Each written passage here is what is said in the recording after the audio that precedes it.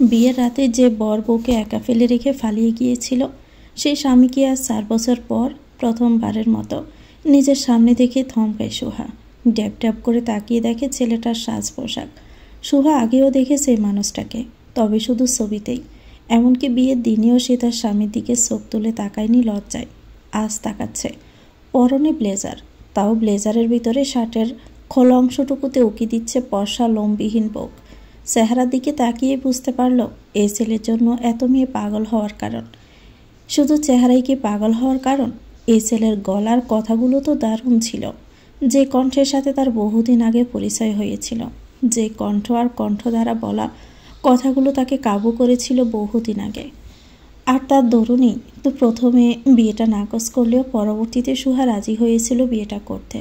কিন্তু কে জানত তাকে দুর্বল করাটাও যে এই ছেলের একটা টোপ ছিল কেবল। সুহা ছোট্ট শ্বাস ফেলে, স্বচ্ছর চোখ জোড়ায় তাকিয়ে বোধহয় সুহাও এই মুহূর্তে পাগল পাগল অনুভূতিটা টের পাচ্ছে। কেন পাচ্ছে? সে তো এই মানুষটার জন্য ঘৃণা জমিয়েছিল, অথচ এতকাল এই পাড়ার মেয়েদের কাছে আর স্বচ্ছর কাজিনদের কাছে এই ছেলের রূপের প্রশংসা শুনতে শুনতে এতটাই অভ্যস্ত ছিল যে আজ নিজেও মনে মনে এই ছেলের রূপ দেখে বাহবা দিল। কিন্তু মনের ঘৃণাটুকু তো মুছে ফেলবার নয়। তাই তো এতকাল পর স্বামীকে কাছে থেকে দেখেও এক প্রকার এড়িয়েই চলে যেতে লাগলো সে। অথচ পুরোপুরি এড়িয়ে যেতে না যেতেই দেখতে পেল সুন্দরী এক মেয়েকেও, সাথে 2জন ছেলেও। মেয়েটা স্বচ্ছের হাত জড়িয়েই এক প্রকার ঠোঁট বাঁকিয়ে বলে উঠল, স্বচ্ছ, মনে হচ্ছে তোর মা বাবা আজ বাসায় নেই। আমরা বরং আজকের দিনটা তোর ফ্ল্যাটেই কাটাতে পারি বল। সুহা নীরবে মেয়েটার হাত ধরা দেখল, গা জ্বলে উঠল যেন। নিজে গিয়ে মেয়েটার গালে চড় বসাতে মন চাইল, অথচ পারল না।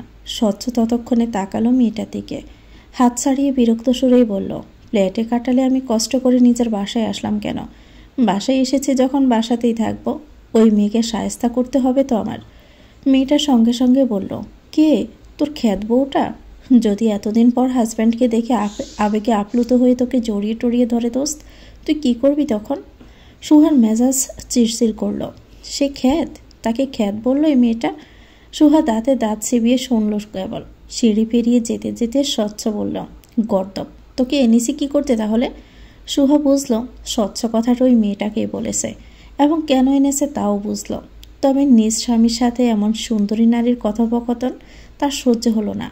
রাগের নাক ফুলে উঠল। আরেকবার তাকিয়ে দেখল মেয়েটাকে। ইচ্ছে হলো গাটা মটকে দিতে, কিন্তু কিছুই করল না। সুন্দরভাবে নজর সরিয়ে সিঁড়ি পেরিয়ে যেতে লাগলো। আর ঠিক তখনই স্বচ্ছ তাকে উদ্দেশ্য করে বলে উঠল, এই যে মিস, শুনছেন? এ বাসায় কেউ নেই আজ? তালা দেওয়া কেন বলতে পারেন? সুহার রাগে দাঁত কিড়মিড় করছিল। একটু হলেই যেন স্বচ্ছকে সে রাগে জলসে দেবে, অথচ সুহাসের রাগে ছিটে ফোঁটা প্রকাশ না করে শান্ত হয়ে দাঁড়ালো। ব্রকুসকে গাড় গড়িয়ে স্বচ্ছ দিকে তাকালো পাশে ছেলে মেয়েগুলোর দিকেও।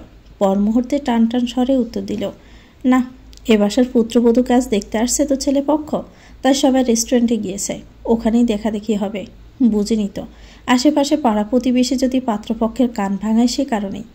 স্বচ্ছ টনক নড়ল। পুত্রবধূ? তার নিজেরই বউ?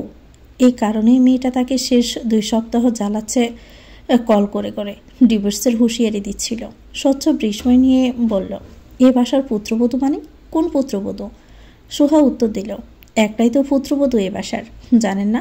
ছেলে তো একটা অকর্মা, তাই ছেলের মা বাবা ভাবলো ছেলের বউয়ের নতুন করে আরেকটা বিয়ে দিক। স্বচ্ছর পাশে দাঁড়িয়ে থাকা বন্ধুটাও বিস্ময় নিয়ে বলল, কত বড় সাহস মেয়েটা, দেখেছিস? কত বড় সাহস! আমার এত সুন্দর বন্ধুকে ভুলে ওই মেয়ে এখন নতুন সংসার বাঁধার স্বপ্ন দেখছে, ছলনাময়ী। স্বচ্ছর অপর বন্ধু স্বচ্ছর কাঁধে হাত দিয়ে দাঁড়ালো, চাপা হেসে বলল, বন্ধু, পাখি তো পুরুত হয়ে যাচ্ছে। এই তোর বউয়ের ভালোবাসা? আমরা ভাবলাম তোর বউ তোকে ভালোবেসে গলায় জ্বলে পড়বে, আর এখন তো দেখি বউ নিজেই তোকে ছেড়ে দেওয়ার জন্য প্রস্তুত। স্বচ্ছ বন্ধুদের সামনে এমন অপমান মেনে নিতে পারল না। দাঁতে দাঁত চিবিয়ে বলে উঠল, মেরে গাল লাল করে দিব ওই মেয়েটার। আমায় না জানিয়ে বিয়ে করার শখই বা জাগলো কি করে ওই মেয়ের? ভাগ্যিস এতকাল কোনো এক গোপন গুপ্তচরের কাছে বউয়ের এসব অবাধ্যকতার খবর পেতাম। এখন তো দেখছি সত্যি মেয়েটা অবাধ্য হয়ে গেছে। সুহা মনে মনেই হাসে। গোপন গুপ্তচরটাও যে সে নিজেই এটা ভেবে পেট ফেটে হাসি পাচ্ছে তার, অথচ সামনাসামনি হাসে না। কৌতূহল দেখিয়ে জিজ্ঞেস করলো, আপনার বউ নাকি ভাই? বাধ্যগত বউ ছিল আপনার? বাধ্যগত বউ ছিল না, তবে আমার জন্য পাগল ছিল ওই মেয়ে। 1 ঘন্টা কথা না হলেও পাগল পাগল ব্যবহার করত। সত্যিই তো, সুহা পাগল পাগল আচরণ করত। বিয়ের আগে 1 মাস সময় দিয়েছিল কেবল স্বচ্ছ, আর তাতে সুহা গলে জল হয়ে গিয়েছিল। নতুন নতুন প্রেমে পড়ে সে কি পাগলামি!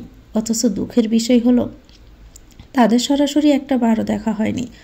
প্রথমে তো সুহাই বিয়েটা নাকচ করে ছেলের মুখ দেখতে চায়নি। পরবর্তীতে স্বচ্ছ ইগো নিয়ে মেয়েকে দেখেনি, শুধু একটা চ্যালেঞ্জ দিয়েছিল যে মেয়েকে সে তার প্রেমে পাগল করেই ছাড়বে। অবশেষে পাগল করেছিল, বিয়েও করলো। তারপর সে নিজেই ছেড়ে দিয়ে বদলা নিল মেয়েটার উপর। সুহা ভেবে দুঃখই পেল। কঠিন স্বরে বলল, কি করে বুঝলেন যে পাগল ছিল? স্বচ্ছ হেসে উত্তর দিল, কারণ আমি পাগল বানিয়েছিলাম তাকে। এখন বলুন, আমার বাসার সবাই কোথায় তা জানেন? জানলে পটাপট বলুন। সুহার মেজাজ খারাপ। তার উপর স্বচ্ছর এমন প্রশ্ন পছন্দ হলো না। রূঢ় স্বরেই বলল, এ বাসায় কে কখন থাকবে তা জানার দায়িত্ব নিশ্চয় আমি নিয়ে রাখিনি। বলুন, বাসায় কেউ আছে নাকি নেই না জেনে কোথায় থেকে টপকে এসেছেন? এসেছেনই যখন আগে থেকে বলে আসেননি কেন? দ্বিতীয় কথা, কারো কাছে কিছু জিজ্ঞেস করলে সুন্দরভাবে জিজ্ঞেস করবেন। এমন উত্তর পেয়ে স্বচ্ছর মুখটা বোধহয় চুপসে গেল। সুহার দিকে সে সরু চোখে চাইল। এবারে মেয়েটাকে আগে কখনো দেখেছে বলে মনে পড়ছে না তার। মনে মনে ভেবেই নিল যে হয়তো বাসার ভাড়াটিয়া হবে মেয়েটা। এভাবে সুন্দরভাবেই বলল, এবারে আমি এ বাসার মালিকের ছেলে। আপনি কি জানেন ওনারা কোথায় গেছেন? সুহা আগের মতোই মেজাজ খারাপ দেখিয়ে বলল, বাসার মালিকের ছেলে বললে কি আমি আপনাকে আলাদা সম্মান করব ভাবছেন?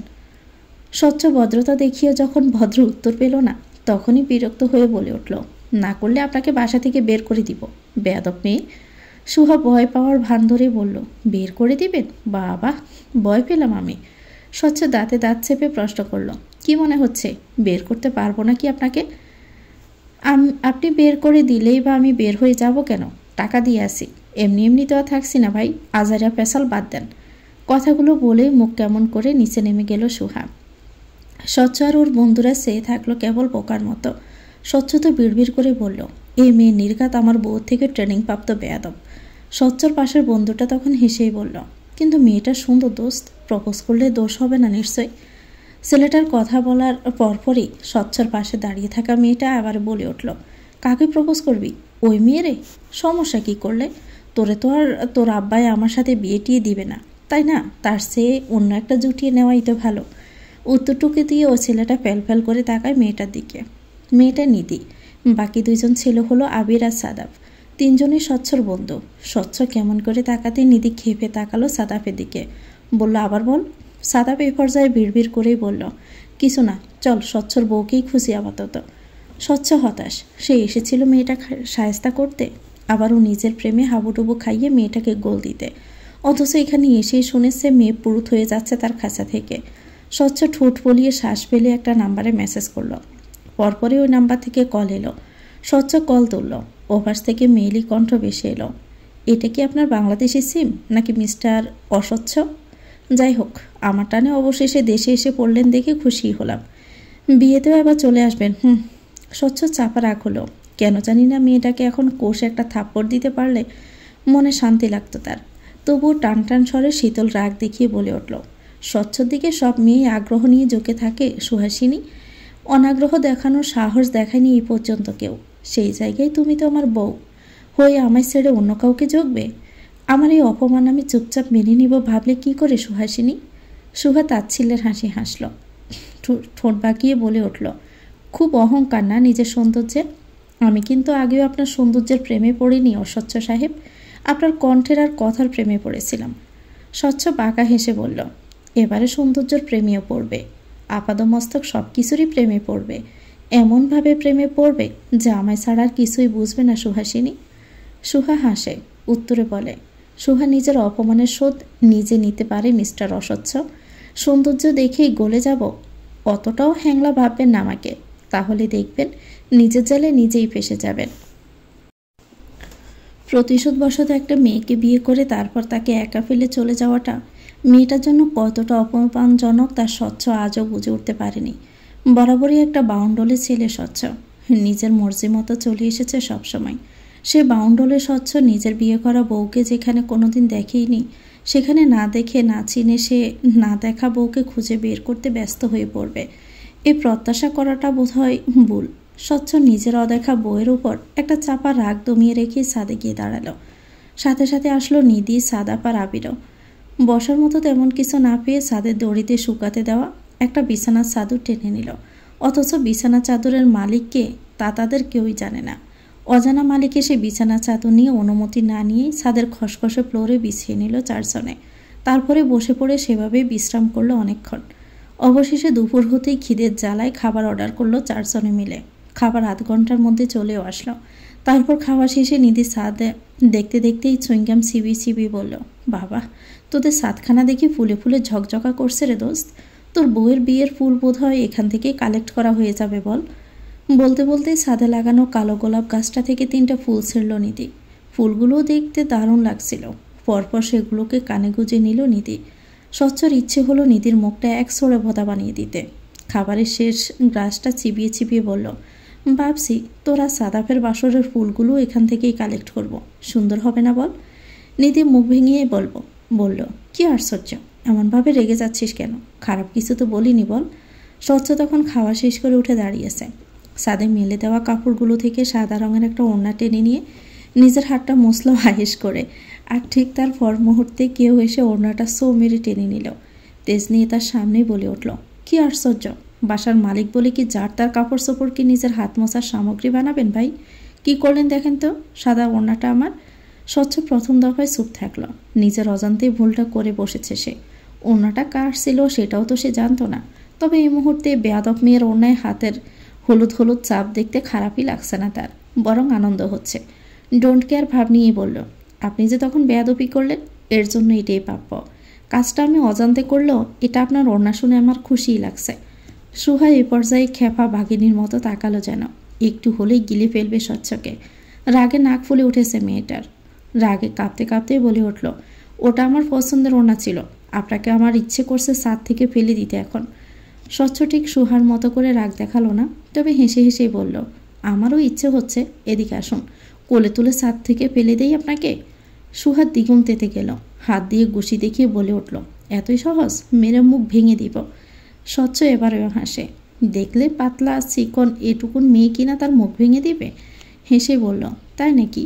শক্তিতে পারবেন আমার সাথে? অতটাও দুর্বল ভাবার কারণ নেই, ক্যারাটে পারি, ক্যারাটে। কথাটা বলেই স্বচ্ছর মুখের দিকে ধারালো দৃষ্টিতে তাকিয়ে সজরে গুষি বসালো স্বচ্ছর পেটে। ব্রুনাসি বলে উঠল, এবার বলুন, গুষিটা কেমন ছিল?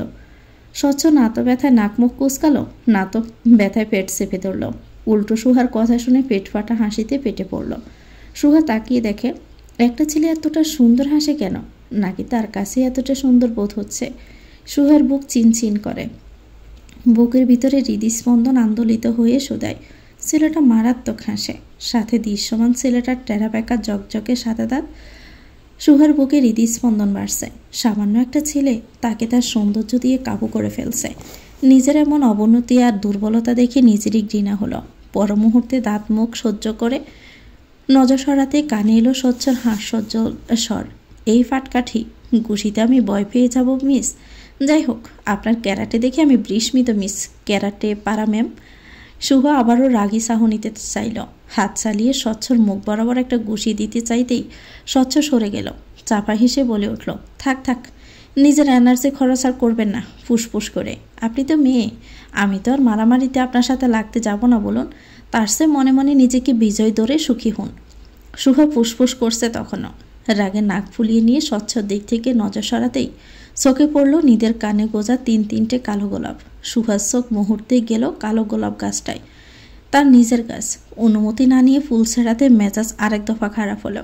নিধির দিকে তেজ নিয়ে সে থেকে একদম নিধির সামনে গিয়েই দাঁড়ালো। কানে গুজে থাকা 3-3টা গোলাপি একটানে নিজের হাতে নিয়ে বলে উঠল, এই যে হাসতে হাসতে পেটে পড়া পাগলের প্রেমিকা, আমার গাছের ফুল ছিঁড়েছেন কেন? কয়টা ছিঁড়েছেন? ছেঁড়ার আগে অনুমতি নিয়েছেন? আসমকাই নিধি এই মেয়ের কাণ্ড দেখে বরকে গেল। মনে মনে সুহাকে ভয়ও পেল সে। না জানি তাকেও স্বচ্ছর মতো করে গুষি বসিয়ে দেয়। নিধি শুকনো ডোক গেল। অনুমতি যে নেয়নি তা না বলে উল্টো বলে বসল, আমি তো ছিঁড়িনি, স্বচ্ছ ছিঁড়ে দিয়েছে আমাকে। এটা ওর নিজের বাসা না, তাই ও নিজেই ছিঁড়ে কানে গুজে দিয়েছে আমায়। সুহার মেজাজ চরম লেভেলে পৌঁছানোর জন্য বোধহয় কয়েকটা কথাই যথেষ্ট। স্বচ্ছর দিকে খেপা বাঘিনীর মতো এক নজর তাকিয়ে পরবর্তীতে আবার তাকালো নিধির দিকে। টানটান স্বরে বলে উঠল, বাসা ওনার হলেও ফুল তো আর ওনার না। ফুল যেহেতু ছিঁড়েছেন, ফুলের দাম দিন আপু, না হলে ফুল আবার গাছে জোড়া লাগিয়ে দিন। নিধি এবারে অসহায় স্বরে বলল, কি করে লাগাবো? ছিঁড়ে ফেললে লাগানো যায় নাকি? তাহলে টাকা পরিশোধ করুন, পার পিস 50 টাকা। স্বচ্ছ এগিয়ে এলো, কসকসে একটা নোট সুহার দিকে এগিয়ে দিয়ে বলে উঠল, 3টি ফুল ছেঁড়া হয়েছে, 1000 টাকা দিলাম, আশা করি স্যাটিসফাইড আপনি। স্বচ্ছ ভাবলো এ মেয়ে টাকা পেয়ে খুশি হয়ে বউ দৌড় দিবে, অথচ হলো না। উল্টো টাকা না নিয়ে বলল, না, খুচরোই 150 টাকা দিবেন। এখানে আপনার বড়লোকির পনা দেখতে দাঁড়িয়ে নেই ভাই। সাদাফের এবারে হাসি আসলো বন্ধুর এমন অপমান আর সুহার হাবভাব দেখে। স্বচ্ছর কানে ফিসফিসিয়ে বলে উঠল, কি বেয়াদব মেয়ে দোস্ত, তোর একটুও সম্মান দিচ্ছে না দেখ। সাদাব কথাটা কানে কানে বললেও ঠিক কানে কানেই কথাটা আবদ্ধ থাকলো না, এসে গেল সুহার কানেও। সুহা কটমট করে সাদাফের দিকে তাকাতেই সাদাব ভয়ে আমতা আমতা করে বলে উঠল, শুনুন, আমার কাছে খুচরো আছে, দিচ্ছি, দাঁড়ান। কথাটুকু বলেই মুহূর্তে 150 টাকা এগিয়ে দিয়ে বলল, নিন, 150 টাকাই আছে।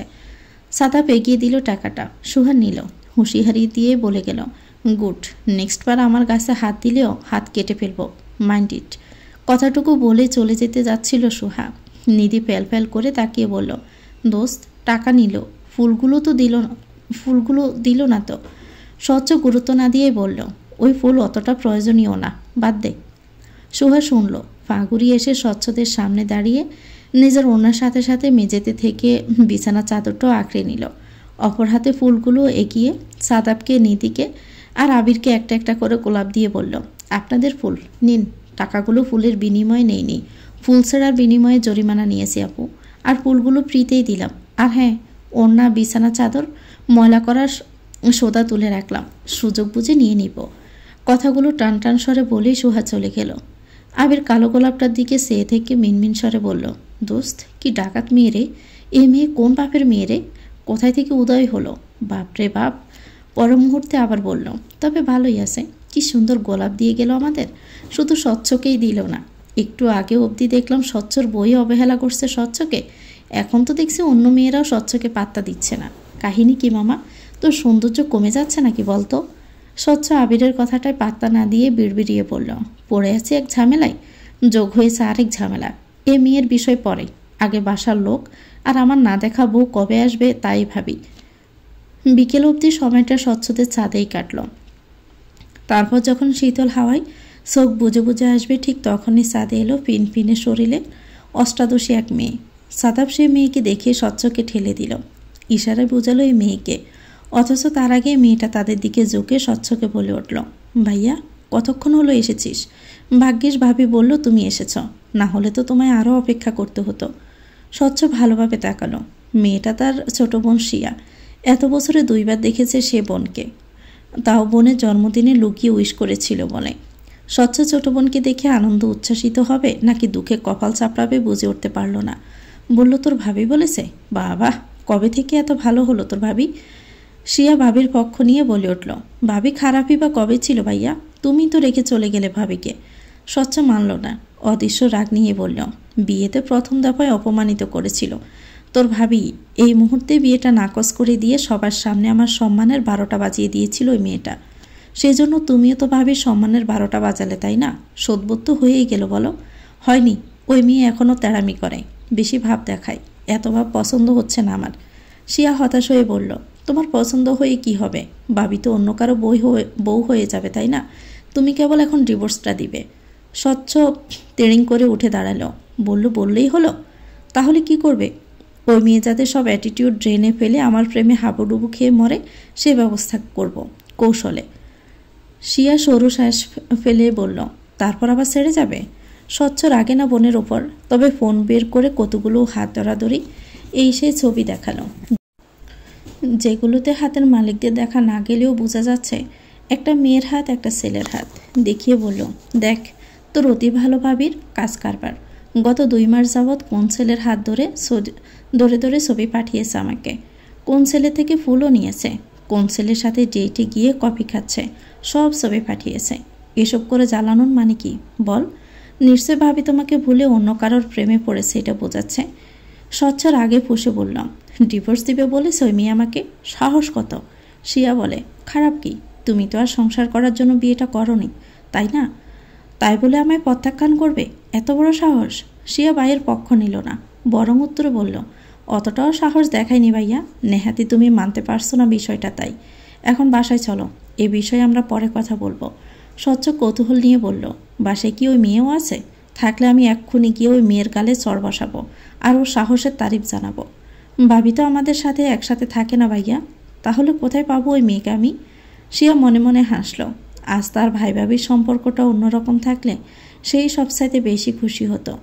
বলল, বাবির যখন ইচ্ছে হবে নিজেই তোমার সামনে আসবে ভাইয়া, এখন বাসায় চলো। কথাটুকু বলেই আবার স্বচ্ছর বন্ধুদের উদ্দেশ্যে বলল, আর এই যে ভাইয়ার অপদার্থ বন্ধুরা, আপনারাও চলুন।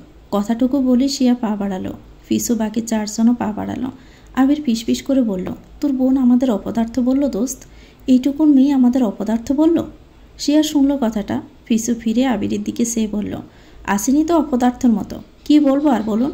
পদার্থ হলে তো বন্ধুকে এতদিনে একটু হলেও বোঝাতেন, তাই না? বয়সের নিচে যেতে চাইতে এত ছোট মেয়ের থেকে এমন অপমানজনিত কথা শুনে মুখটা চুপসে গেল আবিরের। স্বচ্ছকে বিড়বিড়িয়ে বলল, তোর জন্য আমাদেরও অপদার্থ বলল শালা। প্রায় রাত 2টো। স্বচ্ছ ঘুমায়নি তখনও। নিজের বাকি 2জন বন্ধুকে বেঘরে ঘুমাতে দেখে বেলকনিতে গেল সে। একটা সিগারেটে আগুন ধরিয়ে ঠোঁটে গুজতে নিতেই কানে এলো মেয়েলি মিহি স্বরে গান, সাথে গিটারের সুর। স্বচ্ছর কেন জানি না সিগারেটের নেশার থেকেও মেয়েলি কণ্ঠে যে গানটা শুনতে ভাল লাগলো। চোখ বুজে শুনল। নিজের চোখের সামনে নিজের বউয়ের হাতে চকচকে সোনার আংটি পরাচ্ছে পাত্রপক্ষ। এমন দৃশ্য দেখে স্বচ্ছর দাঁত কেড়মেড় করল। কয়েক পা এগিয়ে লম্বা ঘোমটা টেনে বসে থাকা মেয়েটাকে টেনে দাঁড় করালো। হাত থেকে সোনার আংটিটা ছুঁড়ে ফেলতে নিয়েই মা বাবার উদ্দেশ্যে বলে উঠল, বউটা কার আব্বু? স্বচ্ছর বাবা ছেলের এমন রূপ আশা না করলেও মনে মনে এমন কিছু হবে ভাবছিল বোধ হয়। ছেলের এমন কাণ্ড দেখে হাসিও এলো তার, তবুও বলল, বউটা তোমারই। এমন করে আমি বলতে পারছি না স্বচ্ছ, কারণ তুমি তো আর তাকে বউয়ের কোনো মর্যাদা দাওনি, তাই না? কেবল বিয়েটাই করেছিলে। স্বচ্ছ রেগে আছে, পর্ষা মুখটা লাল হয়ে গেছে। অতিরিক্ত রাগের দরুন পর্ষা খাড়া নাকটার অগ্রভাগও লাল ঠেকছে। হিসিস করতে করতে বলল, সে যাই হোক, বিয়েটা যেহেতু হয়েছে বউটাও নিশ্চয় আমারই। আর সে বউকে আমাকে না জানিয়ে না শুনিয়ে অনুমতি না নিয়ে বিয়ে দেওয়ার সিদ্ধান্ত নিলে কোন সাহসে আব্বু? স্বচ্ছর বাবা এবারে গম্ভীর স্বরে উত্তর করল, এই ছাড়া কি সিদ্ধান্ত নেওয়া যেত? তুমি যে বাসায় ফিরে সংসার করবেই তার তো কোনো নিশ্চয়তা ছিল না স্বচ্ছ। এমনকি আজ যে বাসায় ফিরলে কাল যে আবার হুট করে বাসা ছেড়ে চলে যাবে না, এটারও তো কোনো নিশ্চয়তা নেই আমাদের কাছে। তুমি চিরকাল নিজের মন মতেই চলেছ। সরু শ্বাস ফেললো এবার স্বচ্ছ, যেখানে সেখানে সবার হাতে ধরিয়ে তাকে নিজের দোষগুলো ধরিয়ে দিচ্ছে, বুঝিয়ে দিচ্ছে সে দোষী, অথচ তার বউ কিছু বলছে না। এতটা শান্ত তার বউ। স্বচ্ছ তাকালো লাল শাড়ি পরা মেয়েটার দিকে, যাকে শিয়া একটু আগেই তার বউ বলে জানিয়ে এসেছে। স্বচ্ছ এক ধমকে বলল, এই মেয়ে। দমকটা দিয়ে মেয়েটার ঘোমটা ফেলল, অথচ মেয়েটা ভয় পেয়ে আছে তার দমক শুনে। মুখ চোখে তা স্পষ্ট। স্বচ্ছর কেন জানি বিশ্বাস হলো না এটাই তার বউ। দুফা পিছিয়ে জিজ্ঞেস করল, কি আপনি? বিনিময়ে সে কোনোভাবে উত্তর করল, সুহা, মানে সুহাইবা।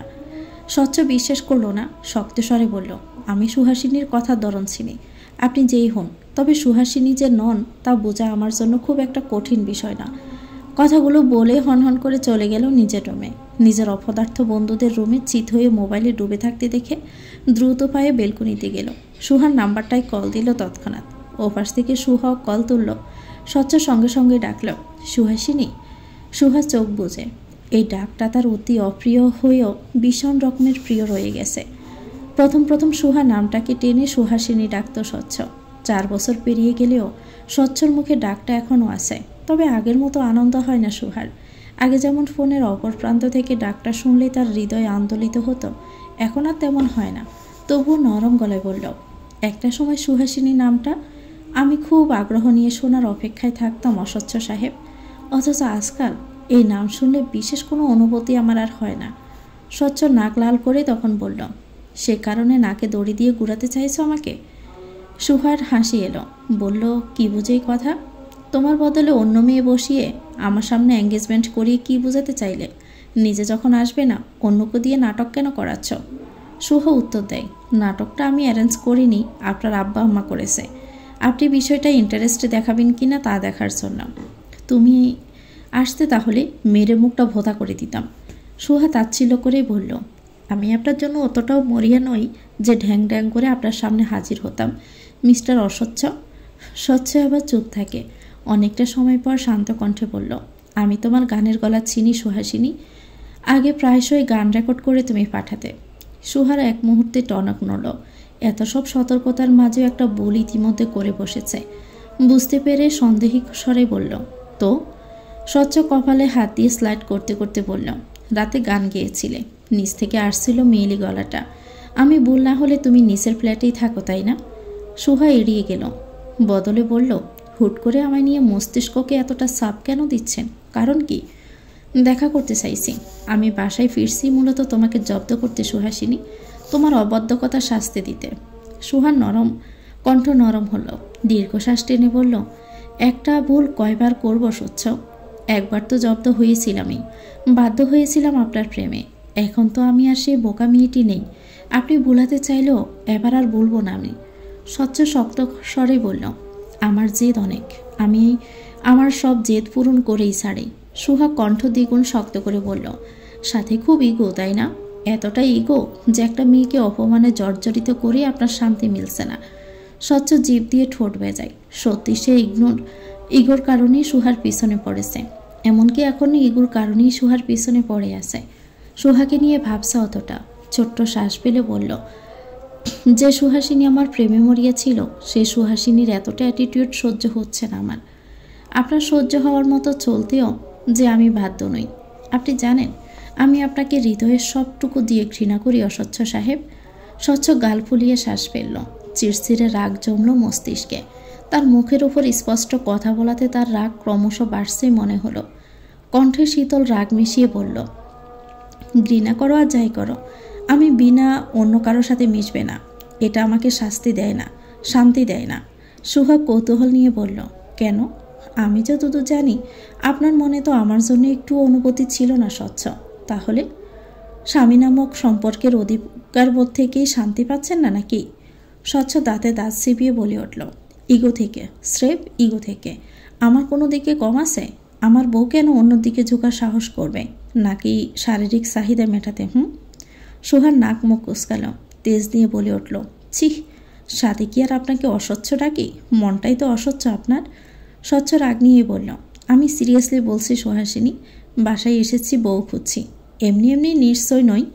চোখের সামনে সরাসরি কোনো ছেলের সাথে মিশতে দেখলে খুব খারাপ হয়ে যাবে তোমার সাথে। সুহা হাসে মনে মনে, মুখে বলে, আমি কিন্তু 4 বছরে একটা বার কল মেসেজ করে বলিনি যে কোনো মেয়ের সাথে আপনি মিশবেন না, কোনো মেয়ের দিকে ঝুঁকবেন না। তবুও মিশেছেন। তাহলে কি ধরে নিব আপনিও শারীরিক চাহিদার টানেই? কার দিকে ঝুঁকেছি আমি? সুহা ফোড়ন কেটে বলে উঠল, কারো দিকে ঝোঁকেননি এটা বললে বিশ্বাস করা যায়? সঙ্গেই তো এনেছেন এক সুন্দরী ললনাকে। স্বচ্ছ গম্ভীর স্বরে উত্তর দিল, ললনাকে সঙ্গ করে আনলেই ললনার সাথে সম্পর্ক হয়ে যায় না সুহাসিনী?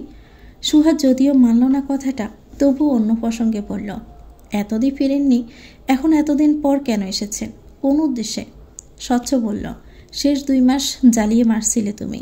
ছন্ন ছাড়া জীবন কাটানো আমার হুট করে মনে করিয়ে দিলে যে আমি বিবাহিত, অথচ বউ সামলাতে পারছি না। তারপর দিনরাত কোন পরপুরুষের সাথে কাটানো মুহূর্ত শেয়ার করে করে আমার মগজে শিরশিরে রাগ জমিয়ে দিয়েছ। এখন এই রাগ মেটানো অবধি আমি শান্তি পাচ্ছি না। ইস, ইগো হার্ট হলো বুঝি? স্বচ্ছ এবারে হাসে, বলল, তুমি খুব চালাক সুহাসিনী। খুব ভুল না হলে তুমি জেনে শুনি আমার ইগো হার্ট করছ। মস্তিষ্কে তোমার চিন্তা ঢুকিয়ে দিয়েছ যাতে আমি তোমার জন্য মরিয়া হয়ে যাই, রাইট? বুঝলেনি যখন ছুটলেন কেন তাহলে? স্বচ্ছ এবারও হাসে, ঠোঁট বাঁকিয়ে বলে, কারণ তুমি যে চালটা দিয়েছ আমি তার বিপরীত চালটাই চালব, আরও সুকৌশলে। স্বচ্ছ কল রেখে মুখে সিগারেট গুজেছে। চোখ বুজে বার কয়েক চেষ্টা করল সুহার প্রতিচ্ছবি কল্পনা করতে। মেয়েটা দেখতে কেমন হবে? খুব সুন্দরী, মায়াবী, চোখ জোড়া কেমন দেখতে? স্বচ্ছ ভাবতে লাগলো আপাদমস্তক সুহাকে নিয়েই। অথচ কোনো প্রতিচ্ছবি সরাসরি তার কল্পনায় ধরা দিল না। স্বচ্ছ হতাশ হয়ে শ্বাস ফেলে। পর মুহূর্তে নিজেই চমকে ওঠে। যে মেয়েকে সে নিজে অবহেলায় মরে দিয়ে ফেলে গিয়েছিল, সে মেয়ের জন্য 2 মাসে সে এত মরিয়া হয়ে কেন উঠেছে? শুধুই কি ইগোর কারণে, নাকি অধিকার বোধের কারণে, নাকি সে জেলাস? স্বচ্ছ নিজেকে নিজেই প্রশ্ন করতে গিয়ে কানে আসে আবিরের গলা। তুই ভালোবাসিস মেয়েটাকে? কেন এত রাগ জন্মে তোর মেয়েটার প্রতি? স্বচ্ছই শুনল। ঠোঁটের সিগারেটটায় অবহেলায় ফেলে দিয়ে ফা দিয়ে ফিসে ফেলে বলল, আমি বুঝতে পারছি না দোস্ত, হুট করে মেয়েটা কি করে ফেললো বুঝতে পারছি না। মেয়েটা আমায় অবহেলা করে অন্য কারোর সাথে ঘুরছে ফিরছে ভালোবাসছে, এটা ভাবলেই রাগ হচ্ছে আমার। আমি মানতে পারছি না। আবির শুনল।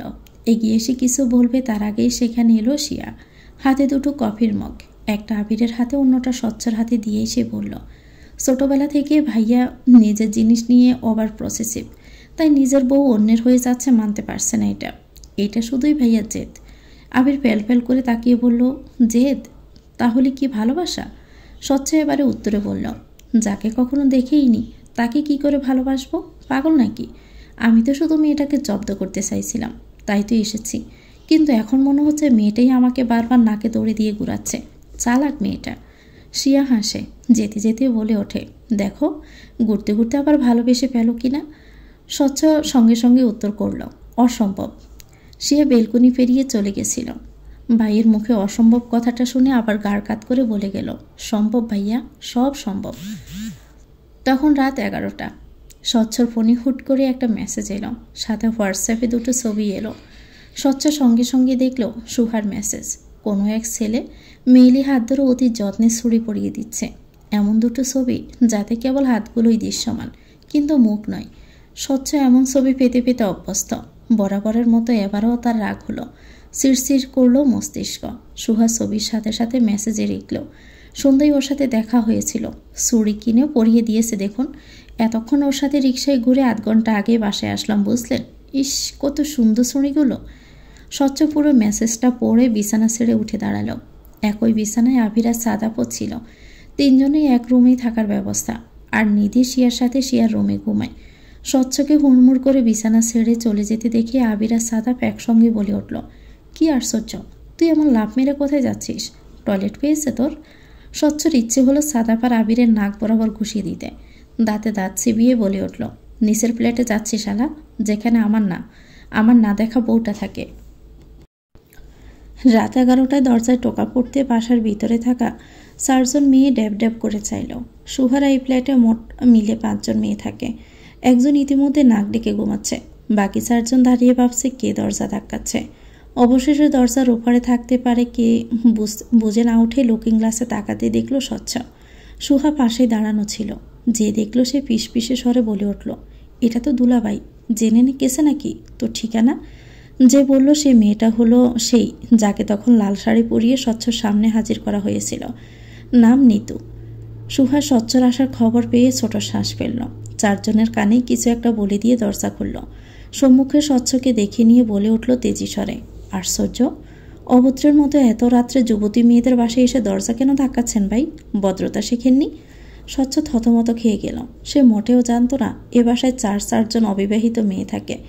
ধারণাই করেনি এমন কিছু। তার উপর সেই মেয়েটাই কথা বলছে, যে মেয়েটা ইতিমধ্যেই তাদের সামনে চরম বেয়াদবির প্রমাণ দিয়ে দিয়েছে। স্বচ্ছ ভিতরে তাকালো।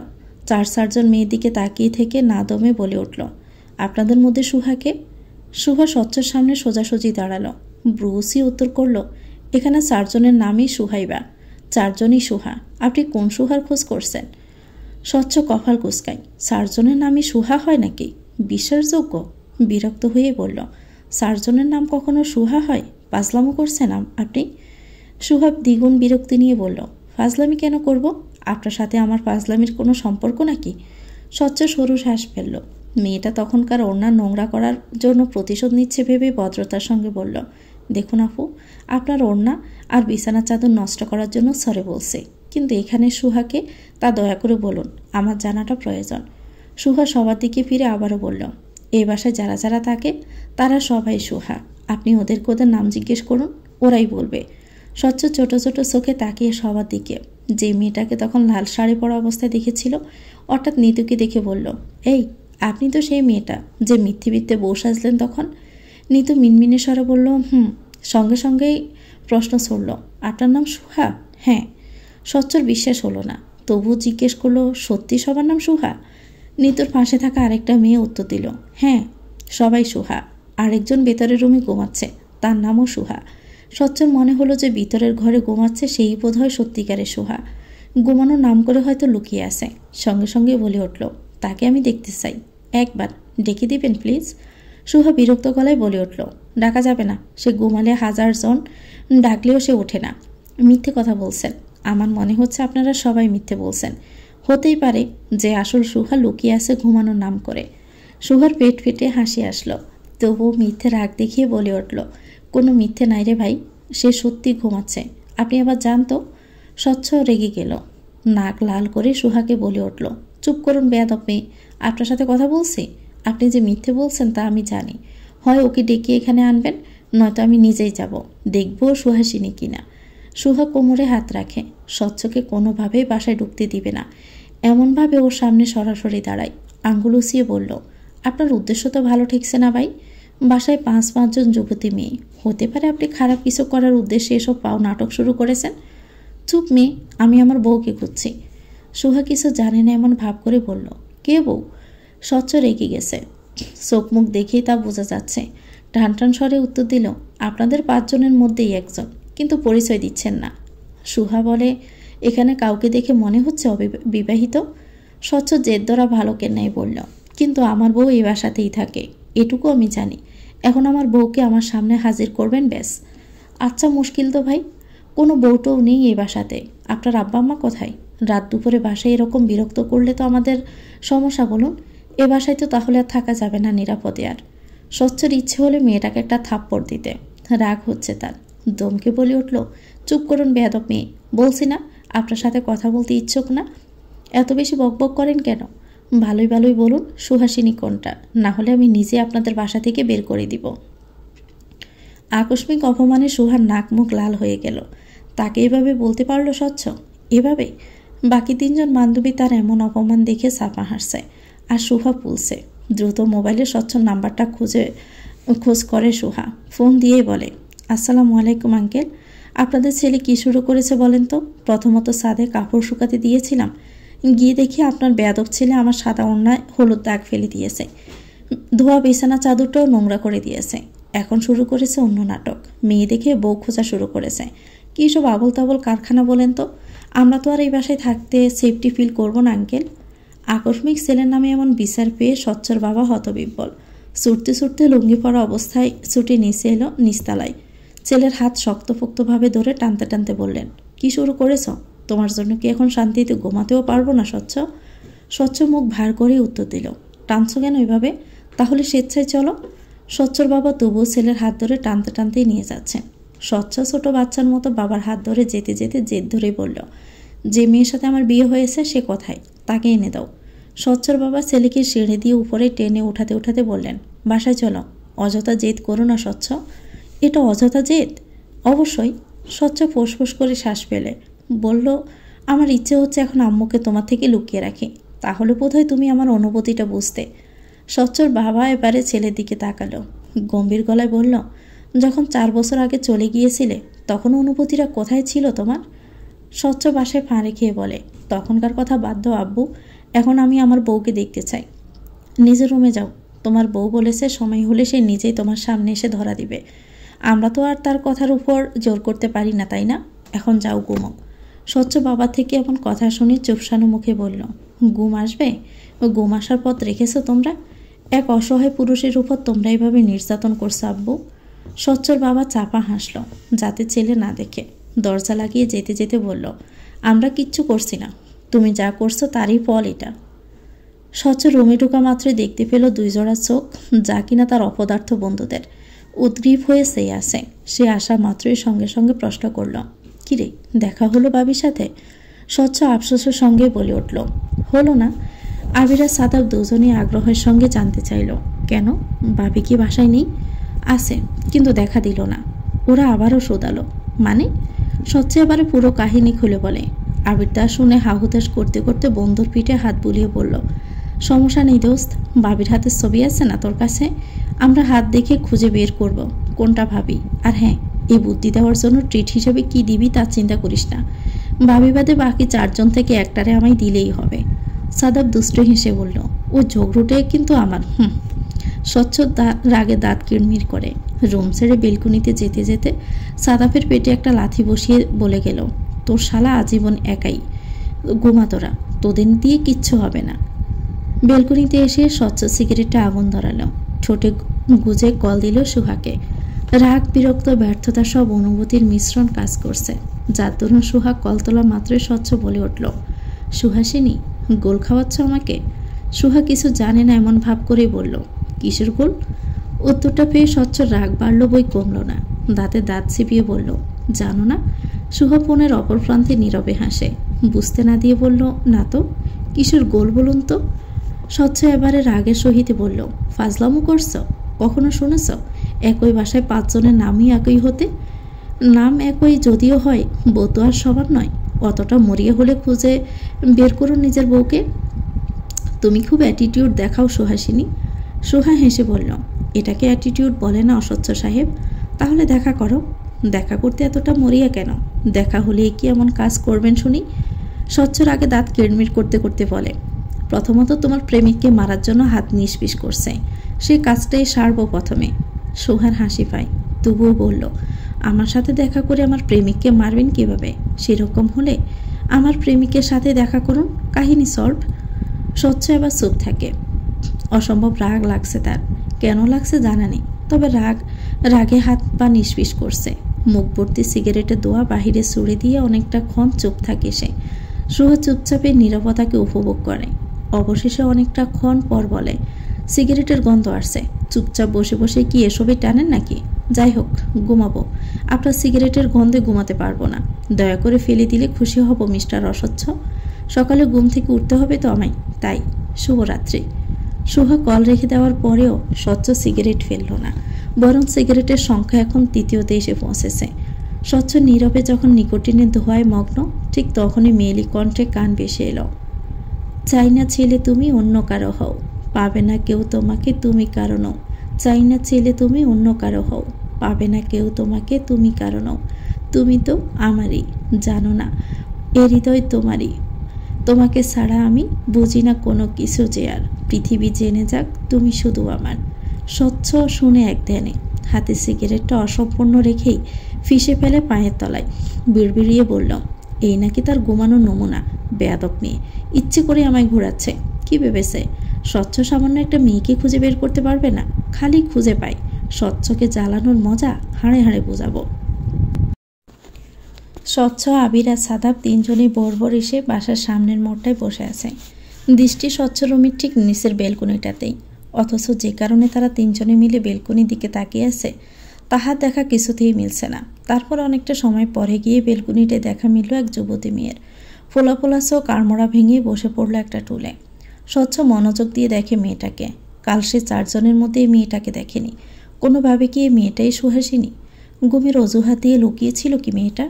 স্বচ্ছ যখন মনকে প্রশ্ন শোধাতে ব্যস্ত, তখনই পাশ থেকে আবির বলে উঠল উচ্ছ্বাস নিয়ে, দোস্ত দেখ দেখ, এই মেয়েটাই আমাদের ভাবি। কিউট দেখতে না বল? আমার মনে হচ্ছে এটাই আমাদের ভাবি। স্বচ্ছ চোখ সরু করে তাকালো, হতাশ শ্বাস পেলে দাঁত চিপিয়ে বলল, বুঝবে বউ কীভাবে এটাই যে তোর ভাবি? নাকি অন্য কোনো কেউ উপায় রেখেছে নাকি ওই মেয়েটা? সাদাব উপদেশের ন্যায় ভঙ্গিমা করে বলে উঠল, মেয়েটাকে ইশারা দে, কেমন রিয়েক্ট করে দেখি। আবির সঙ্গে সঙ্গে বলল, এটা করাই যায়, কিন্তু করে লাভটা কি? রিয়েক্ট দেখে বুঝবো কীভাবে এটা স্বচ্ছর বই কিনা? সাদাব সঙ্গে সঙ্গে বলল, কথা বলার সুযোগ তো পেতেই পারি, রেগে হয়তো নিচে এসে কথা বলতে পারে। সঙ্গে সঙ্গে সাদাব আর আবির দুজনেই কি হলো জানা নেই, তবে শেষ বাজি উঠল। স্বচ্ছর রাগ হলো, সে এতক্ষণ সুহাকে কল দিচ্ছিল, দেখছিল মেয়েটা বেলকুনিতে থাকা অবস্থায় কল রিসিভ করে কিনা। কিন্তু এই বন্ধুদের পাল্লায় পড়ে এই প্ল্যানটাও বরবাদ। মনে মনে ভাবল, যদি নিজের বউ হয় এই মেয়েটা, তাহলে নিজের বউকে বন্ধুরা এভাবে শীষ বাজিয়ে বিরক্ত করছে, চোখের সামনে তার সহ্য হবে না স্বচ্ছর। স্বচ্ছ কিড়মিড়িয়ে বন্ধুদের পিঠে কিল বসাতেই উপরে বেলকুনিতে বসে থাকা মেয়েটা তখন রেগে ব্রো সোজা করে তাকায়। একটা পরিচিত মুখ আর 2টো অপরিচিত মুখ দেখে রেগে তড়িৎ বেগে উঠে পড়ে, পরপরই হনহন করে রুমে ঢুকে পড়ে। স্বচ্ছ তা দেখে বিড়বিড়িয়ে বন্ধুদের বলে ওঠে, তোদের কি এসব করতে এনেছি শালা? আবির বোকার মতো মুখ করে বলল, তোর ভালোর জন্যই তো করলাম, এখন আমাদের দোষ হলো? স্বচ্ছ সাথে সাথে আবিরের ভোলাভালা গালে সর বসালো। বেচারা আবির মুখে হাত দিয়ে সেভাবেই বসে থাকলো। কিছুই করবে না সে, আর বন্ধুর জন্য কিছুই না। বেলকনিতে যে বসেছিল সে রাহা। সুহার ছোট বোন হয় মেয়েটা, এবার অনার্স ফার্স্ট ইয়ারে পড়ে। রাহা চোখ গোল গোল করে নিজের বরের এমন দৃশ্য দেখেই রুমে এসে সুহাকে ডাকতে লাগলো। সুহা তখনও ঘুমে। বোনের ডাক শুনে চোখ মিলে তাকাতে রাহা চেঁচিয়ে বলে উঠল, আপু, তোর অস্বচ্ছ বেটাই তো বখাটেপনা শুরু করে দিয়েছে। সাত সকালে মেয়েদের দিকে তাকিয়ে শীষ বাজাচ্ছে বন্ধু বান্ধব নিয়ে। ছি। সুহা যেন বুঝে উঠেনি, চোখ ডলতে নিয়েই বলল, কি করেছে? বোধহয় তুই ভেবে আমায় দেখে শীষ বাজালো। বুঝলাম না। সুহা বিরক্ত হয়, স্বচ্ছর উপরে রাগও জন্মে। কি শুরু করেছি কি এ বেয়াদব লোকটা? এখন কি যাকে তাকে বউ বানিয়ে ফেলবে নাকি? সুহা বিরক্ত নিয়ে উঠে বসল। বালিশের পাশে পড়ে থাকা নিজের পুরাতন ফোনটা সাইলেন্ট হয়ে আছে, কিন্তু আলো চলছে। সুহা সাধারণত ফোনটা ব্যবহার করে না, শুধু স্বচ্ছর সাথে কথা বলার জন্যই ফোনটা রেখেছে সে। তাই তো আলো জ্বলতেই ফোনটার দিকে তাকাতেই দেখল স্বচ্ছ কল দিচ্ছে। সুহার আগে গিজগিজ করতে করতেই কল তুলল। মুখে ওড়না ভাঁজ করে সেফের আগে কিরমির করতে করতে বলল, এসব কি অস্বচ্ছ সাহেব? এমনি এমনি কি অস্বচ্ছ বলি আপনাকে? সাত সকালে মেয়েদের দিকে তাকিয়ে শিশু কেন বাজাচ্ছেন? এটা আপনার স্বচ্ছ নামের পরিচয়? স্বচ্ছর মুখ চাহনি নিভে এলো। দোষ করলো বন্ধুরা, দোষী হলো সে। আবার অন্যদিকে মনের মাঝে ভাবনা আসে যে এতক্ষণ মেয়েটা বেলকনিতে ছিল দেখে হয়তো কল রিসিভ করেনি, এখন রুমে গিয়ে হয়তো কল রিসিভ করেছে। তার মানে বেলকনিতে যে মেয়েটা ছিল সেই কি স্বচ্ছর বউ? স্বচ্ছ মুহূর্তে প্রশ্ন করল, তার মানে তুমিই সে? বেলকনিতে যে বসেছিলে সেই তুমি সুহাসিনী? সুহার ইচ্ছে হয় ব্যাকুল লোকটার মাথায় পাথর ছড়ে মারতে। দীর্ঘশ্বাস ফেলে টান টান স্বরে জানায়, সে হলে কি করবেন? রাস্তায় দাঁড়িয়ে বন্ধুদের নিয়ে উত্তক্ত করবেন? শীষ বাজাবেন? স্বচ্ছ মোটেই শীষ বাজায়নি, তবু তাকে জবাবদিহি করতে হবে কেন? স্বচ্ছ গম্ভীর স্বরে বলল, শুধু শুধু দোষারোপ করবে না সুহাসিনী। শীষ কেবল আবিরাজ সাদাফি বাজিয়েছে, আমি না। প্রমাণ কি? দুজন যেহেতু বাজিয়েছে, আপনিও বাজিয়েছেন নিশ্চয়ই। স্বচ্ছ রাগ হলো। সে বলেছে করেনি, তবুও বিশ্বাস করছে না মেয়েটা। মিথ্যে মিথ্যে দোষ চাপিয়ে দিচ্ছে তার ঘাড়ে। রাগ নিয়ে বলল, আমি বলছি যেহেতু এটা বিশ্বাস হয় না। স্বচ্ছ রাগকে আরেকটু বাড়াতে সুহা জবাব দিল, আপনাকে বিশ্বাস হয় না এখন আর? কেন? তা আপনি জানেন। স্বচ্ছ তবুও জেদ নিয়ে উঠল, তুমি বলো। সুহা মৃদু হাসে এবারে। দীর্ঘশ্বাস টেনে উত্তর দিল, বিশ্বাস ভেঙেছেন স্বচ্ছ। দারুণভাবেই শিক্ষা দিয়ে গিয়েছিলেন যে কাউকে যাতে বিশ্বাস করতে দুবার ভাবি, তারপরও না ভেবেই বিশ্বাস করব, তাও আবার আপনাকে। ভাবলেন কি করে? স্বচ্ছ দৃঢ় স্বরে জানালো, কারণ তুমি সুহাসিনী আর আমি স্বচ্ছ। খুব ভুল না হলে তুমি এখনও আমার প্রতি দুর্বল সুহাসিনী। সুহা জানতে চাই, এটাকে কাজে লাগাতে চাইছেন? স্বচ্ছ আফসোস নিয়ে বলল, সুযোগ পাচ্ছি কই? এবার সুযোগ পাবেনও না স্বচ্ছ, আমি সুযোগ খুঁজে নিব। সুহা বলল, খুঁজে নিন, নিষেধ করছি না, তবে রাস্তাঘাটে বন্ধু বান্ধব নিয়ে দাঁড়িয়ে বাসায় চলে এসে বিরক্ত করে আমার সাথে সাথে অন্য মেয়েদেরও বিরক্ত করবেন না। স্বচ্ছ ফোঁস স্বরে বলল, আর তুমি যে দড়ি দিয়ে ঘুরাচ্ছ আমাকে? ঘুরতে তো বলিনি অস্বচ্ছ সাহেব, চাইলে না ঘুরে এই খেলার সমাপ্তিটা টেনে নিতে পারেন, আপনার ইচ্ছে। স্বচ্ছ এত সহজে হেরে যাবে? সুহা তাচ্ছিল্য নিয়েই হাসে। উত্তরে বলল, 4 বছর আগে যখন ফেলে রেখে গিয়েছিলেন ওটা তো আপনার হার ছিল না, বরং বিজয় ছিল। এবারও নিশ্চয়ই হার হবে না। স্বচ্ছ বাঁকা হেসে জানালো, খেলার অপর প্রতিদ্বন্দ্বীকে না দেখেই খেলার সমাপ্তি টানতে পারবো না সুহাসিনী। আগে দেখা হোক, পরিচয় হোক, তারপর তো আসল খেলাটা শুরু হবে। সুহা বলে, আপনি যে চালটা দেওয়ার অপেক্ষায় আছেন সে চালটা এবারে পড়বে না অস্বচ্ছ সাহেব। একবার ভালোবেসে ঠকেছি, দ্বিতীয়বার একই মানুষের প্রেমে পড়ে জেনে শুনি ঠকতে যাব কেন আমি? স্বচ্ছ হাসে, আত্মবিশ্বাসের সহিত বলে উঠল, মানুষের মন আর মস্তিষ্ক সবসময় একই পথে চলে না সুহাসিনী। আমার মন বলছে তোমার মস্তিষ্ক বারবার তোমায় সতর্কবাণী দেওয়া সত্ত্বেও তোমার মন শেষমেশ আমাতেই ঝুঁকবে, আমাকেই চাইবে। আমি ভুল না হলে তোমার ওসব প্রেমিক সবই তোমার গুটি কেবল, তুমি আসলে আমাতেই আকৃষ্ট।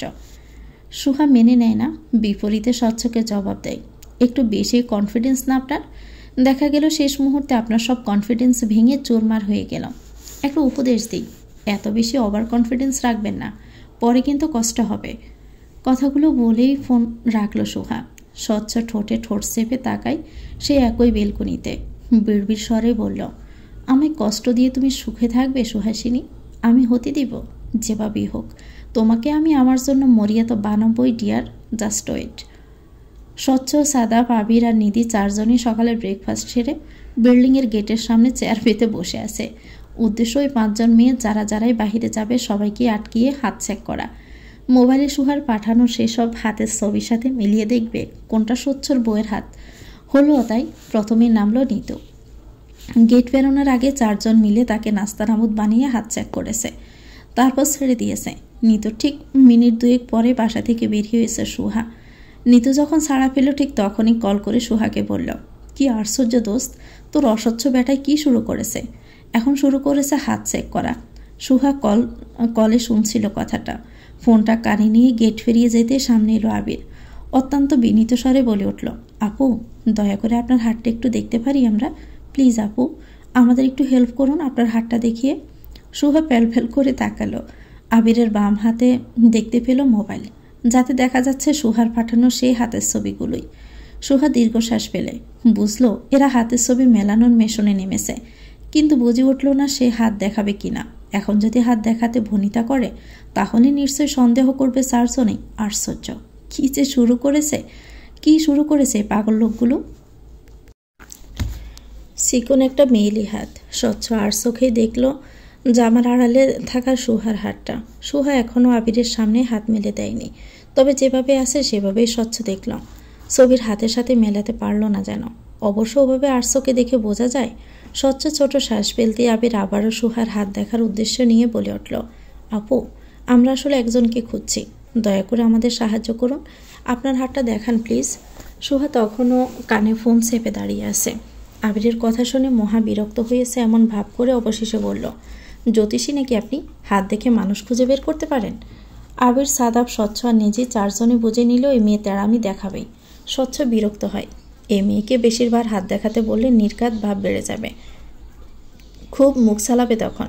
তাই বুদ্ধি করে সুহার নাম্বারেই কল করলো সেই মুহূর্তে। অন্তত ফোন বেজে উঠলে তো বুঝতে পারবে এটা সুহা কিনা। তাই সে মোতাবেক চেক করলো ফোন বেজে ওঠে কিনা। অথচ 2-3 বার কল দেওয়ার পরেও ফোন বাজল না। স্বচ্ছ যেন মনে মনে নিশ্চিত হলো এই বেয়াদব মেয়েটা সুহাসিনী না। দুনিয়ায় এত মেয়ে থাকতে তার বউ নিশ্চয়ই এমন একটা বেয়াদব মেয়ে হবে না। মনে মনে মেয়েটাকে 2-4টা কথা শোনানোর উদ্দেশ্য নিয়ে এগিয়ে গেল সে। বিরক্তি স্বরে বলল, না ও আসলে হাত দেখে বলতে পারে কার মাথায় কয়টা তার ছেঁড়া আছে। যাই হোক, আপনার মাথায় যে সবগুলো তারই ছেঁড়া তা আমাদের জানা কথা আপু। এখন যান, আপনার হাত দেখার কোনো দরকার নেই আমাদের। অপমানে সুহার পর্ষা মুখ লাল হয়ে এলো। মুখ বিকৃত করে তেজ নিয়ে জবাব দিল, আশ্চর্য, আমি কি গলা ফাটিয়ে চিল্লিয়ে বলতেছিলাম যে আসুন আমার হাত দেখে যান? আমার হাত না দেখলে আমি গড়াগড়ি করে কান্না করব বলেছি কি? স্বচ্ছ পরন কেটে উত্তর দিল, আপনার যা গলা, এতে চিল্লানোর প্রয়োজন নেই, এলাকার মানুষ এমনিতেই শুনবে।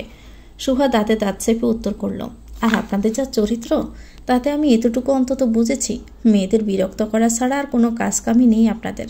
সব কয়টাই ইপটিজার। এই হ্যালো, ইপটিজার কাকে বলছেন? কিছু করেছি আপনার সাথে? সুহা হাত চালালে ভঙ্গিতে বলে উঠল, আমার সাথে কিছু করার সুযোগ দিব নাকি? মেরে কোমর ভেঙে দিব একেবারে। স্বচ্ছর হাসি আসে, এইটুকু মেয়ে দেখতে কিনা তার মতো ছেলের কোমর ভেঙে দিবে? যা মুখে আসে তাই বলে। তাই তো হেসে হেসে উপহাস করে বলল, ওই দিনের মতো ওইটুকু ঘুষি দিয়ে কোমর ভাঙবেন? মুহূর্তে পেছন থেকে বেশি এলো অট্টহাসির আওয়াজ। সুহা ফিরে দেখল ছেলেটা সুহার স্টুডেন্ট, ওরফে স্বচ্ছর কাজিন তিহান। তিহানদের বিল্ডিং আর স্বচ্ছদের বিল্ডিং পাশাপাশি, সেই হিসাবে প্রায়শই যাতায়াত হয়। আর সেই যাতায়াতের বিষয় ধরেই তিহান কথাগুলো শুনে ফেলেছে এবং অট্টহাসিতে পেটে পড়েছে। সুহা হাসির আওয়াজ শুনে ক্ষিপ্ত দৃষ্টিতে তাকায়। স্বচ্ছকে এই মুহূর্তে সহ্য হচ্ছে না তার। সত্যি মেরে কোমর ভেঙে ফেললেও সে নিজেকে দোষারোপ করবে না এই মুহূর্তে। তবে তা করল না সে। উল্টো তিহানের দিকে তাকিয়ে সুন্দরভাবে ডাকল, একটু এদিকে আয় তো তিহান। তিহান বেচারা গদগদ হয়ে সুহার সামনে এসে দাঁড়ালো। কিছু বলবে এমন ভঙ্গিতে উৎসুক হয়ে তাকালো সুহার দিকে। উল্টো দিকে সুহা তিহানের দিকে মৃদু হেসে চাইল।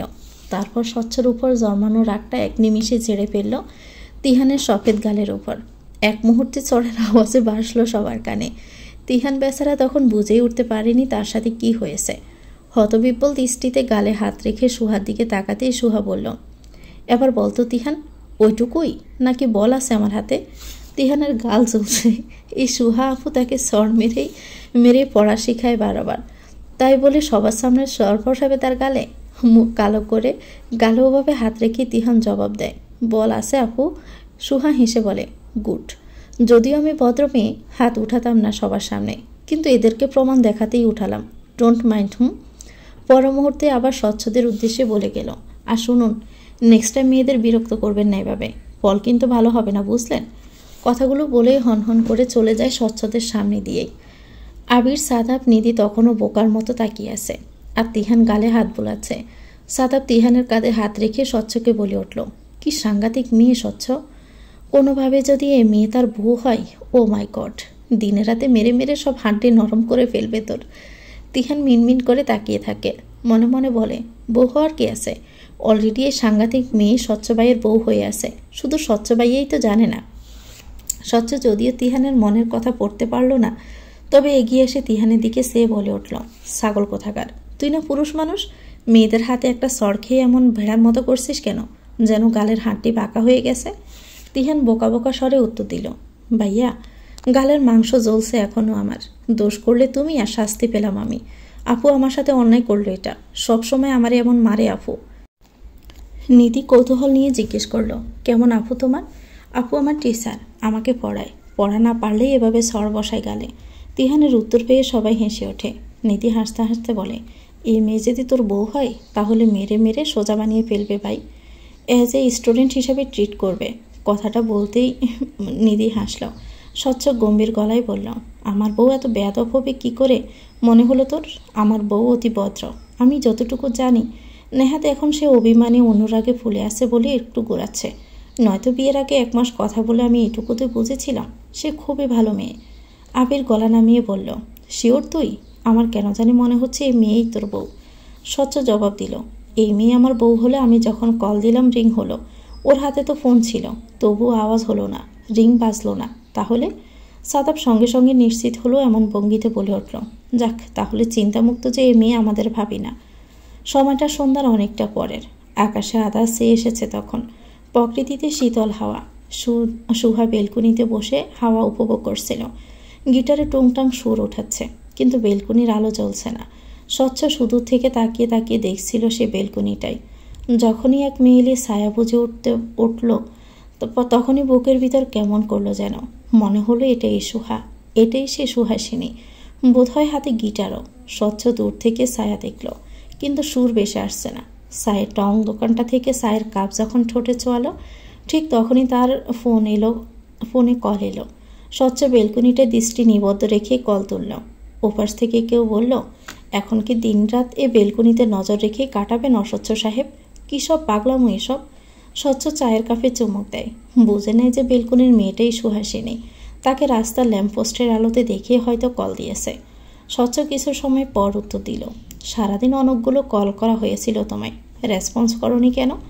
রেসপন্স করার প্রয়োজন বোধ করিনি, আপনাকে বলেছিলাম যে এসব পাগলামি না করতে, তবুও দাঁড় করিয়ে করিয়ে হাত চেক করছিলেন। স্বচ্ছ ছোট্ট শ্বাস ফেলে উত্তর দিল, পেয়েছি 2 জন মেয়েকে, তার মধ্যে কেবল একজনের হাত চেক করেছি সুহাসিনী, আরেকজন তো চরম বেয়াদব। তুমি এই মেয়ের সাথে একই বাসায় থাকো কি করে? কি জগরুটে মেয়েটা। সুহান হাসি আসলো, তবুও বলল, কেন, কি করেছে সে? এই নিয়ে 2-3 বার ঝগড়া করেছে মেয়েটা। সুহা বলল, ঝগড়া করার মতো কাজ করেছিলেন? আমি কি ঝগড়া করার জন্য মরিয়া হয়ে আছি নাকি? সুহা সাফা হাসল, শ্বাস টেনে বলে, এসব বাদ দিন এবারে। স্বচ্ছ ব্রুসিয়ে প্রশ্ন করল, কোন সব? এই বউ খোঁজাখুঁজি? দেখা দিয়ে দাও তাহলে। দেখা পাওয়াটা এতটা আগ্রহ কেন? স্বচ্ছ গম্ভীর গলায় বলল, তুমি একটা খেলা খেলছো, আর আমি সে খেলার গুটি হয়ে যাচ্ছি দিন দিন। তোমার ইচ্ছে মতো ঘোরাচ্ছ আমাকে, আমি কিছুই করতে পারছি না। সুহা চুপ থাকে, এতটা আগ্রহ, অথচ সে আগ্রহটা শুধুমাত্র প্রতিশোধ নেওয়ার জন্য। একটু ভালোবেসে আগ্রহ দেখালে কি হতো? সুহা ভাবে, তারপর অনেকটা সময় পর জড়ানো সুরে বলে, কখনো সংসার বাঁধার স্বপ্ন দেখেছেন স্বচ্ছ? স্বপ্ন ভাঙার কষ্ট অনুভব করেছেন? নিজেকে অবহেলায় অপমানে এক নির্জীব বস্তুর মতো কখনো ভেবেছেন? ভাবেননি, কিন্তু আমি ভেবেছি। আমি এখন স্বপ্ন দেখতে পারি না, বিশ্বাস করতে পারি না, ভালোবাসতেও পারি না। আমার সব অনুভূতি পরাজিত আজ। কথাগুলো বলে সুহা কল রাখল, পরপরে বেলকনি থেকে উঠে চলে যায় রুমে। স্বচ্ছ চুপচাপ বসে থেকে তা দেখে, আর মনে ভাবে যে মেয়েটা কি কাঁদছিল? কেন কাঁদছিল? স্বচ্ছর কেন একটা চাপা কষ্ট অনুভব হচ্ছে মেয়েটার জন্য? কিসের কারণে? সে তো মেয়েটার প্রতি দুর্বল নয়, তবুও কেন? নাকি এসবের জন্য কেবল সেই দায়ী বলে? মেয়েটাকে একটা সময় প্রচুর কষ্ট দিয়ে ফেলেছিল বলে। তো ভিউয়ার্স, গল্পটির নাম হচ্ছে প্রেমের সমর। লিখেছেন অলকানন্দা ঐন্দ্রী। গল্পটার এটা প্রথম পর্ব। পরবর্তী অংশ পেতে চ্যানেলটিকে সাবস্ক্রাইব করে আমাদের সাথে থাকবেন। ভিডিও ভালো লাগলে একটি লাইক দিয়ে দিবেন, কমেন্ট করে জানাবেন কেমন লেগেছে। সবাই ভালো থাকবেন। আল্লাহ হাফেজ। আসসালামু আলাইকুম।